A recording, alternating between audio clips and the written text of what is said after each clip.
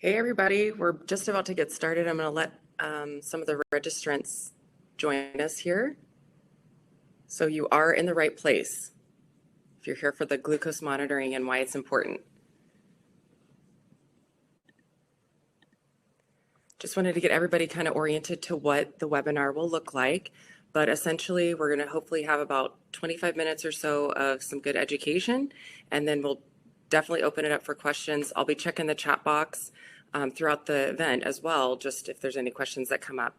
Hi, Andrea. It's good to see some familiar people on here. Makes me feel more comfortable. All right.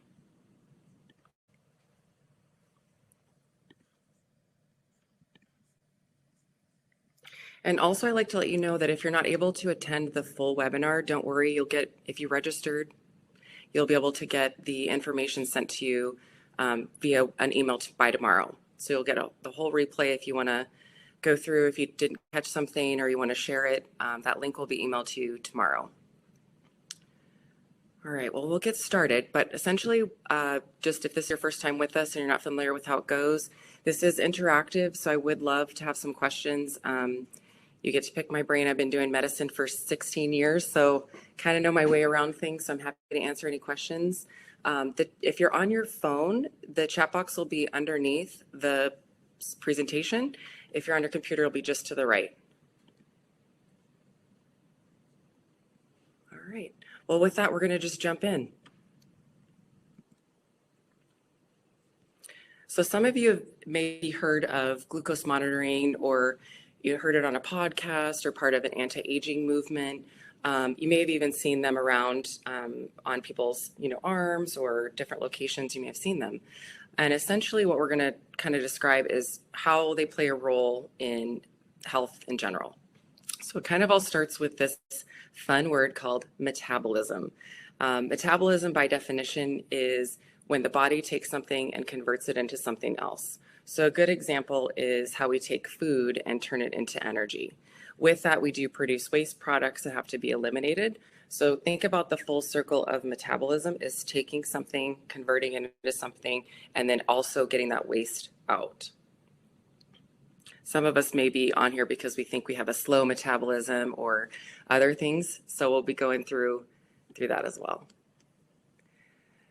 So I call this my Mona Lisa lips. My daughter just shared with me that the artist that painted that took 14 years to get the lips perfect. So this took me less than 14 years, but it took me a while to put this together. And it's not even a comprehensive list of all the things that affect metabolism. I just wanted to highlight it just so you know when you come to see one of us here at Desert Wellness Center or a naturopathic integrative practitioner, we don't just sit there and look at labs. We're putting all of these things together. So metabolic health is made up not only of nutrition. A lot of times people think about what you eat, how much you exercise. Those things are somewhat, I think, common knowledge. Also genetics, age, gender. For those of you who have had more than 40 birthdays will know metabolism does change with age, as well as gender. Males typically have a higher type of metabolism than females. They also have more muscle. So all of these things can be determined based on just how you were made. The other things that we really look at, I'd say those are kind of the low-hanging fruit that we can address. The other things we really like to jump into is hormone optimization. So we measure insulin, we measure thyroid, we measure adrenal hormones. The main one we think about is cortisol, but also sex hormones, that's testosterone, estrogen, progesterone, and check those levels too, because those greatly impact metabolic health. And then the last one, which is the environment. We always think about environmental toxins, perhaps pollution, that sort of thing. One big one that really gets in the way of metabolic health that's a lot of people know is called BPA. You'll see lots of things that say BPA free, that's great. And that's because it does affect metabolism. PCBs is another one that's a good example. There was a pretty big study showing that PCBs that are commonly in farmed salmon is associated with type 2 diabetes. So probably need to start paying attention to where our food comes from and how that affects our health. Inflammation as well can affect our our metabolic health.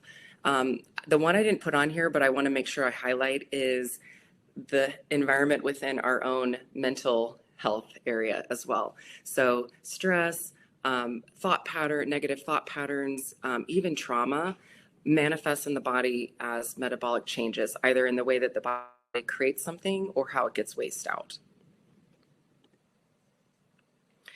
So typically when let's say somebody comes in, they have some general health concerns like fatigue or I'm a little bit overweight and nothing's working.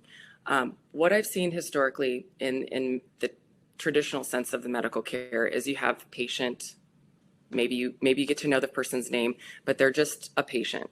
We run some blood tests, you get a prescription, and maybe some very basic information about diet.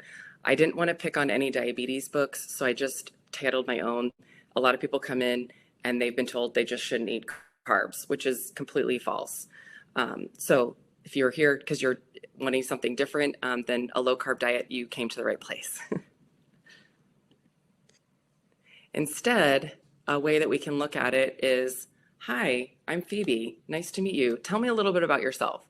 What type of exercise do you do? How much are you sleeping? Tell me about your genetics. What's going on with your family? Anything that's significant. Let's do a very thorough intake, physical exam, blood work, ask about stress, measure hormones, all of that, and then come up with the plan that's perfect for Phoebe. That may be different than what's good for Pam or Sam or any other person, because we are all individuals. So what may affect somebody's metabolism may not affect another, and what may not help somebody else's. So when you go to next time you go to the library or health food store, there's tons of them, but any bookstore, and just go to the diet book section, you'll see racks and racks of diets. And we all know diets do not work long term. They can be great to learn. They can be great to try different things that will get you kind of on a healthy path. But truly, it's that comprehensive approach that's going to improve metabolic health. So when I was in school, 2000, a while ago, we'll just say a while ago, this was kind of the classic look of what I thought and what was kind of deemed a metabolic disorder. You got the guy, typically male, so sorry guys, this is one time we get to pick on you, larger, abdominal, carrying weight in the abdomen, high blood pressure, blood sugar problems, cholesterol, overweight, all these things. He looks really happy though, eating that burger and I assume full of sugar, high fructose corn syrup soda. It may look like this, but what we're seeing is this is pretty obvious, probably something metabolic going on. We need to help create some of that energy or food and turn it into energy, and maybe lower the amount of food is going in. He's got too much energy stored in his body. But instead, what we see here in practice is something that looks like this. So you've got the female steaming or fuming, a lot of mood disorders, delirium, like, oh my gosh, I can't remember anything. I've got brain fog. And then my favorite one is the low battery lady. I can relate to her a lot of times. And this can also be disordered glucose metabolism as well. So these are potentially people that have been following some of those guidelines in books that they've read, perhaps really cutting back carbs, doing paleo, but doing it really, really aggressively. And maybe they've lost weight, but they're miserable. And that's not necessarily sustainable long term. They may not even know that they have a blood sugar problem. That's really what we're going to talk about too, is these, I call these sneaky people. Their labs look fine, but they have all the symptoms. So continuous glucose monitors have been around for a bit, but they are somewhat new to applications within clinical practice. So we know historically they've been used predominantly in type 1 diabetics. Thank goodness. It's really helping. I think it's potentially even life-saving because it helps them to early detect drops in blood sugar. Type 2 diabetes for managing how their bodies react or if insulin is needed. Pre-diabetes, hypoglycemia, and other metabolic disorders are where we mostly utilize them here. Predominantly in, again, kind of thinking back to those sneaky patients people that have fatigue, brain fog, we've worked them up. We've tried some of the generic basic things to get things going, and no results. We can only do that so long before I'm ready to just chomp on it, and we're gonna figure this out. So glucose monitors can help us do that. So I wanted to give you a little bit of history on measuring glucose just to show you how far we've come. So 1674, a doctor out of Oxford actually described diabetic urine as wonderfully sweet, which I can only imagine he found out because he actually tasted it, which thank God we're doing a lot better. So over the next 200 years, a urine test was developed. Another 100 years or so, the first glucose tester was utilized to test just using a single drop of blood. That's typically where you would see somebody prick their finger, put it on a meter, read it out. We still utilize those. They are still very reliable. They've been continually improving, where now it's painless. You know, the type of prick that has to happen is relatively painless, so thank goodness. But in 1999, continuous glucose monitors came to the scene. Since then, they've been making leaps and bounds. The technology is advancing. They're getting better and better. So presently, they're used predominantly for managing diabetes, but now there is a movement for prevention and overall wellness that's creating the drive behind monitors that are specifically for those that are not diabetic. So this is a good example of what a glucometer may look like. This patient is actually wearing the Dexcom version of it. You might have seen, I think it's Nick Jonas also wears it, and Patti LaBelle, I believe, is the other celebrity that they have on board. And I think it's wonderful. It's normalizing. These are things that we can use as far as managing health for diabetes. For those patients that don't have diabetes, I feel like it's going to be probably a new accessory. You know, we're all wearing Apple Watches. Some people wear Whoops. We got a blood monitor. Who knows? Pretty soon we'll just have a chip in that tells us what's wrong and what we need to do about it. But right now, the two main brands that we see are Dexcom, which is actually, some of it's manufactured here in Tempe, which is kind of cool. And then the other is the Freestyle Libre 2. That one right now is the most affordable one, and typically covered by insurance. Private insurance covers it. Dexcom can be quite expensive. So just for price point, a lot of times we recommend just the Freestyle at this point if we're just getting into it, need to see what's going on. The nice thing is there's no finger stick needed, although there are times when the device may read different and it may not correlate with how you feel. So we always recommend before, if you're feeling fine, just to do a finger stick before making any medical decisions based on that reading. Right now, they are only FDA approved for use with diabetes. So we are using them off-label to manage other types of situations. However, there is a device company called Levels that is available in a lot of states. Right now, it's not in Arizona yet, so it'll be coming here. And that is designed, same concept of continuous glucose monitoring, but designed for non-diabetics. It's going to come with a lot of the spots to be able to put in how you slept, how much water you drank, what you ate. So kind of merging what you may see in MyFitnessPal and using a glucometer at the same time. So that's going to be really fascinating and amazing. I definitely plan on trying it out when it comes out. So I'm going to show you what one of the devices look like so you can see it. I'm just going to hold it up. Actually, I think I'm going to just hold on the slide. So I apologize if this does not, okay, yay, it worked.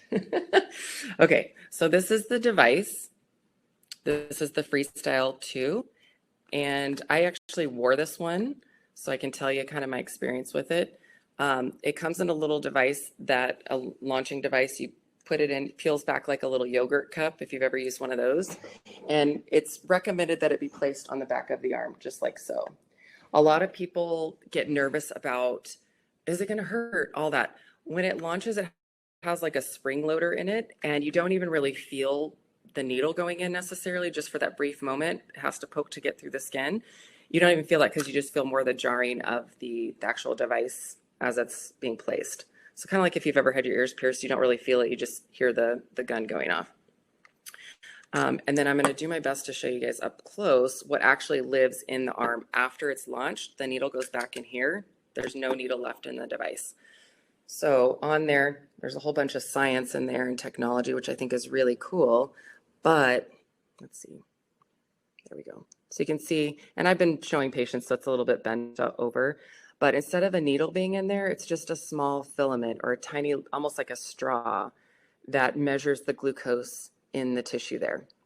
So you can see this is pretty tiny. This is version 2. Version 3 is coming out, and it's going to be even smaller. So I imagine over time they're going to be even more discreet, and we'll have more application locations.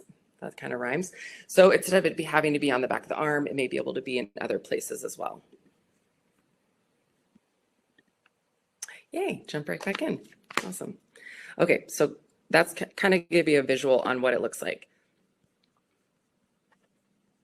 The other cool thing, I wanted to make sure to share that, is once it's on your arm, in about an hour, and she kind of demonstrates it, it reads to your phone. So the nice part is you can get the readings. It's measuring all the time, but let's say you feel, oh, I feel a little weird. I want to see what it's doing. You can actually scan it, and it will tell you what's going on with your blood sugar right away. The other really cool part is your physician, hopefully one of us here, can also access the data and get different reports that we can use to guide your healthcare as well. So very, very cool tool that we get to use. It's not perfect. So there are things in nature that look like sugar, that look like glucose specifically. So one of them being vitamin C. If you come here, you probably have been recommended vitamin C at some point or taken it because you have a cold, or recommend it for general immune support. Anything over 500 milligrams, it can cause a falsely elevated blood sugar.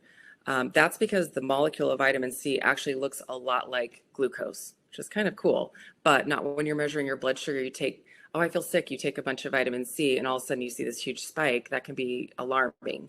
So just keep that in mind if you're using this and taking anything more than 500 milligrams. The other is salicylic acid, also called aspirin. That can also raise it. Acetaminophen, Tylenol is the name brand on that.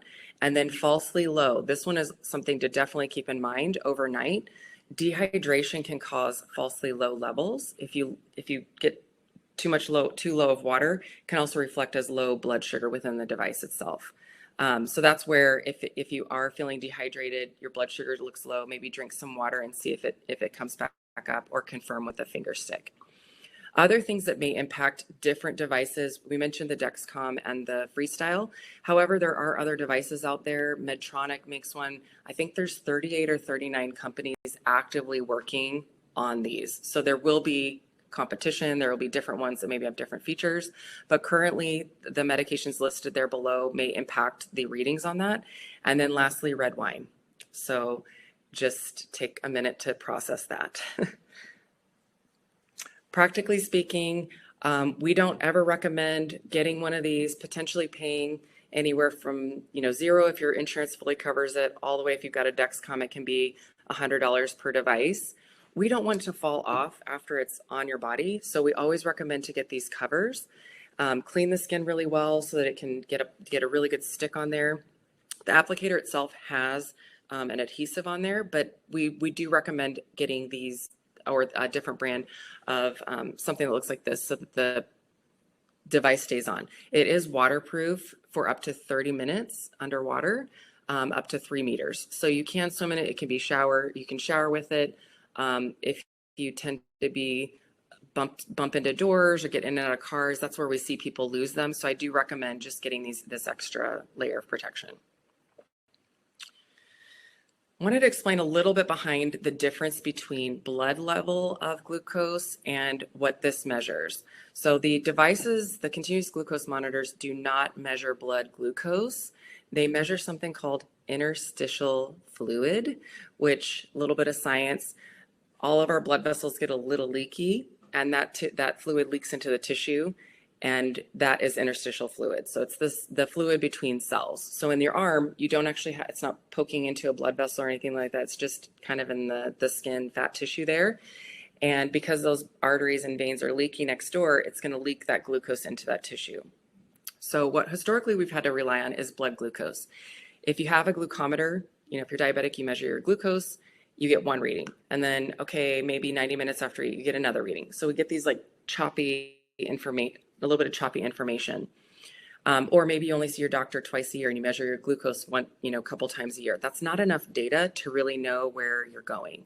So if you picture that like cars on a train, versus glucose monitoring is looking at where the train has been, where the train is, and where the train may be going. So it gives us a much clearer picture and path of what's happening with the glucose.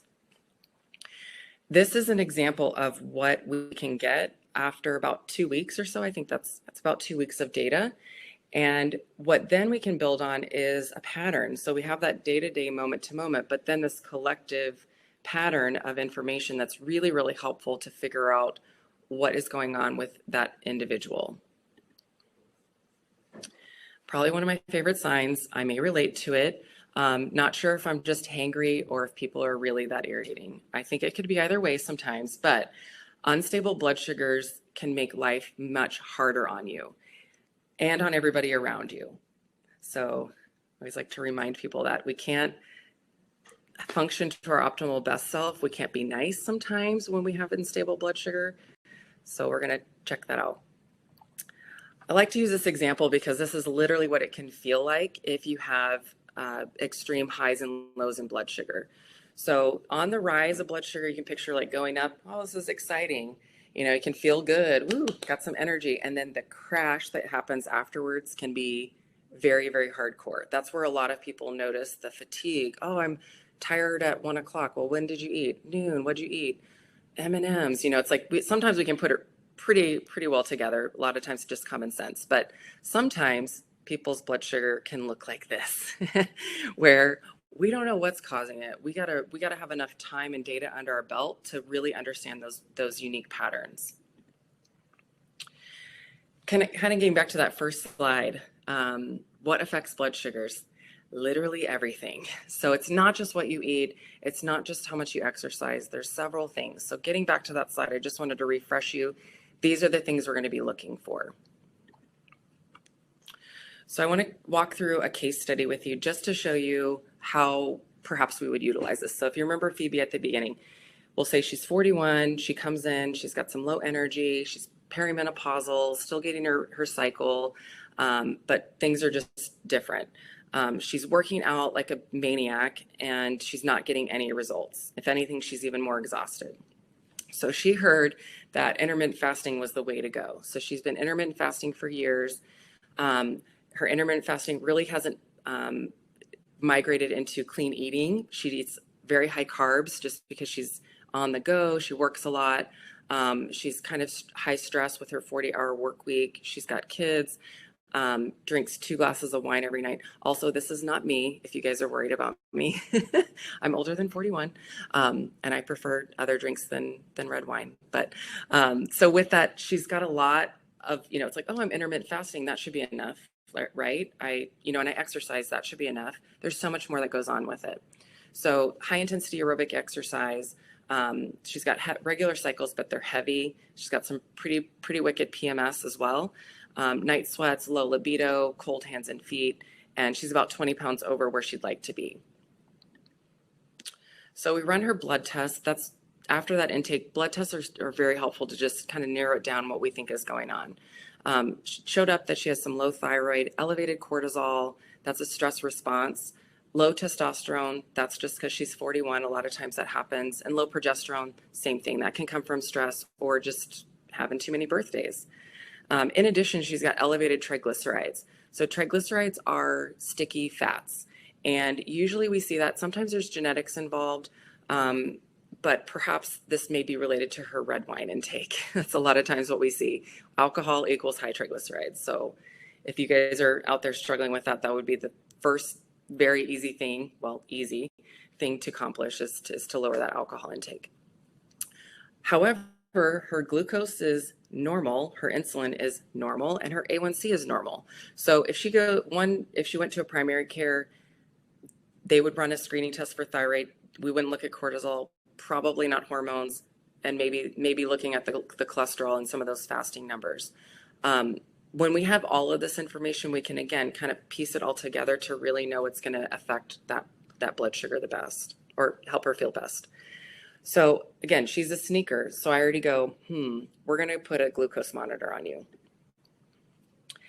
And this is what we got. So again, she's not diabetic. Her blood sugar markers are all normal. There's anything that that was flagged there. And the fast rise and drop after lunch. So this first reading here, she was, let's say it was probably like in the 60s, and she must have had something like maybe she was, oh, I'm late to a work meeting. I gotta grab a Snickers bar or something really quick. So we see this quick rise again. Woo, I feel great. That Snickers bar is really feeling good. And then we're going to start crashing. And the body's response is to produce insulin whenever that glucose is hitting the digestive tract. So insulin comes in, brings the blood sugar down, but kind of overshoots the mark a little bit. So now we get low blood sugar. So guess what? Typically, doesn't look like she did it this day, but that's usually when you're like, gosh, I need something. I'm so hungry. I got to eat. And this is only at 4 o'clock. We still got a couple more hours of work. So typically that's when we go, oh, we need another candy hit. So then we might stick again. So in this case, she ignored her hunger pangs, probably maybe had a coffee is my guess. And then went home and raided the pantry. Some of you guys might relate to this. So she raided that pantry, and then good Lord, her body was like, yes, please give me all the carbs and all the sugar. The other thing that wasn't shown here is that she also was dipping through the evening at night as well. And that can be, again, we talked about dehydration, but when we see that huge spike, it's 9 o'clock at night, it's probably going to be crashing through the evening. And that's where we see insomnia. So some of my favorite actually, this just happened yesterday. I had a patient who can't sleep, chalk it up to stress, chalk it up to this or that. And I finally just said, let's throw a glucose monitor on you. Sure enough, that's what it was. She has, I think, a handful of cashews before bed, and she's sleeping through the night. No sleeping pills. It's not an insomnia disorder. It was literally a blood sugar related thing. So after we saw that, remember, she's high carb person, low protein, over exercised, overextended. We optimized her hormones. That included a thyroid replacement, giving her some testosterone and a little bit of progesterone. I also told her intermittent fasting isn't for everyone.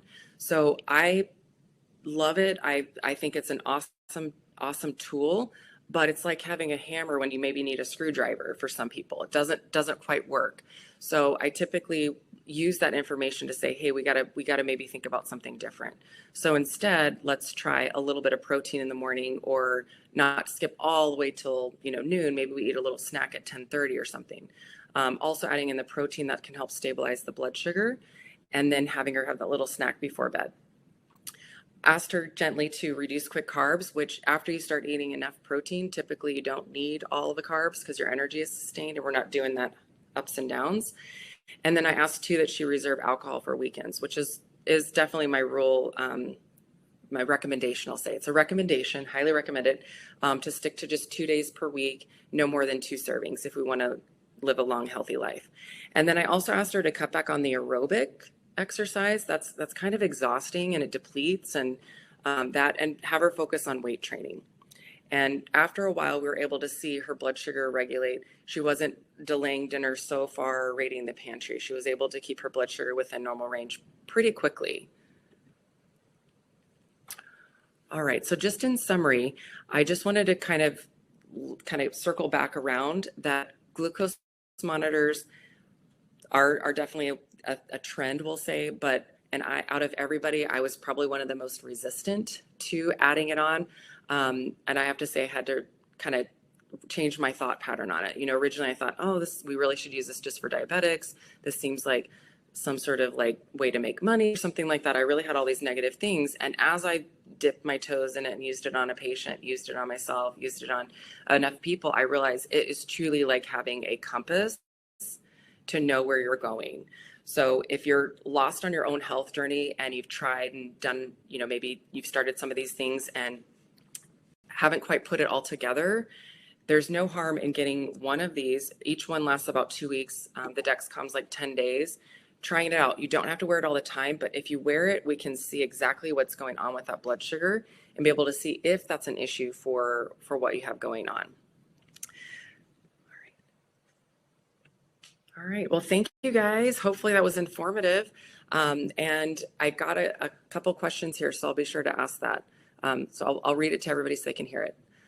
So if somebody has chronic migraines, but as long as they stay hydrated and have their blood sugar regulated by eating every 3 to 4 hours, she can keep them away.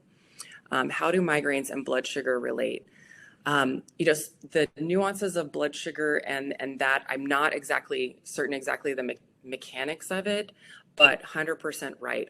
I do think that when your blood sugar drops, and if it drops significantly enough, and I feel like everyone has a range. Some people can tolerate a very wide range.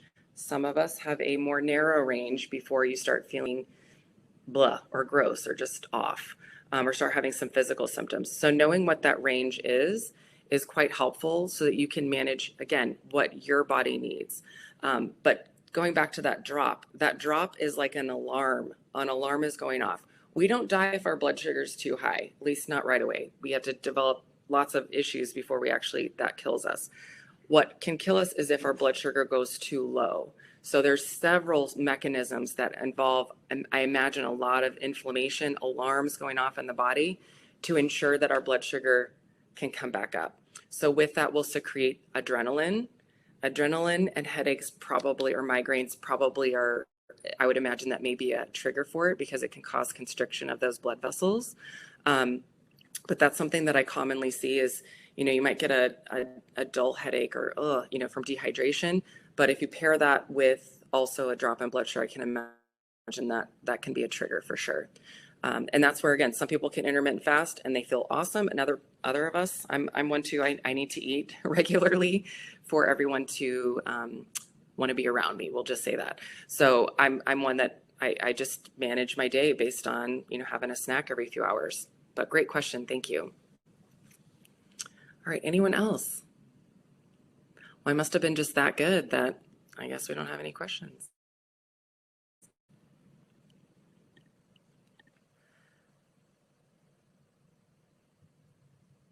All right, guys. Well, thank you for watching. We do have, I also want to put a little plug in there to like us and subscribe on YouTube, I believe is the term that you use. But all these videos get posted on our YouTube channel, Desert Wellness Center. And if you subscribe, then you'll be able to get also the notices when we get a new webinar coming up. Oh, great question. How long do you have to monitor for usually? So great question. This can be anywhere from, a lot of times if there's something we can know within a few days, it can be that clear. I like to have at least 2 weeks of data I always say I put you out in the wild, like put this on, don't change anything. And seeing what the numbers are in 2 weeks, we can usually go, okay, come back in, let's make some recommendations. What do you do at 3? And some people they're like, how do you know? And I go, something's happening at 3 because your blood sugar goes wacky. So a lot of times we can see that really quickly. Other people, we may need a little bit more time, trial and error. So I say at least 2 weeks to get again, out in the wild, what's going on without making any changes, because it may not be the issue. So I always say, this may not be it, but we need to rule it out. I just had that happen recently and it was like, great, not an issue, move on to the next thing. But if that's going on, then I recommend wearing it again for 2 weeks while we figure things out. About 90 days is what we need to see before we really understand that full pattern and those impacts of blood sugar. At that point, maybe we started some hormones, thyroid, changed up the exercise routine. All that just takes a little bit of time. So I do recommend doing it a little bit longer. The other thing too is I call this a truth teller. So I kind of might be wearing one during the holidays myself, just to keep myself on track. While I was wearing it, I did elect to wear it for a month, but I remember walking by probably one of my favorite desserts, which is tiny bundt cakes. If anybody ever wants to drop one off, I won't say no, but tiny little bundt cakes. But I maybe would have had 2. And because I was wearing that, I only had 1. So looky there. So it definitely helped to monitor. So just a comment from Angela. I just started monitoring myself about a month and a half ago, and it was eye-opening for me. Yes, it absolutely can be. I know when I wore it, for myself, the biggest thing was I need a snack before bed. I'd always thought, oh, don't eat before bed because, it can affect your sleep. Well, for me individually, again, this is a unique recommendation. It's not for everyone. I always say talk to your physician before doing anything, but for me, a small protein and fat before bed, and I sleep much, much better. So that's great. All right, guys. Well, we'll wrap up. Thank you so much for attending, and we'll see you on the next one.